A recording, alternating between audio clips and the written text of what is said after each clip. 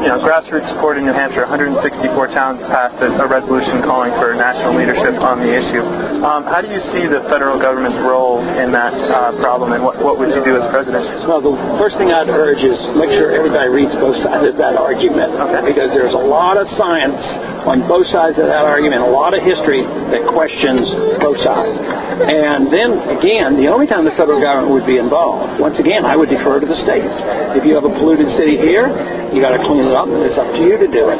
But if it involves state boundaries and air coming across the river and state boundary, or internationally, so to speak, you try to cut down on pollution.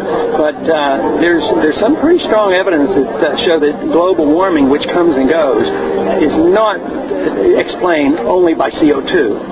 And I claim that I do not know the answer, but I claim that that is something that everybody should study. So if the states, I think there's a lot of action on the state level right now.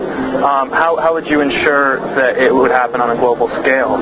Well, it wouldn't be through the legislative process. It would be through, states getting together. As a matter of fact, sometimes two states can get together by themselves and work out a deal better than the federal government. But if there is a conflict between states, then the federal government has the authority to do it. But to come up with one solution and say we know the absolute truth about every one of these things and we're going to take care of it, it's not going to work. I think it'll make more problems for us. We try to do it within the confines of, if the Constitution helps us out in other things, we get a little nervous about one thing. You just can't reject it, or you'll be like the rest. You reject the whole thing.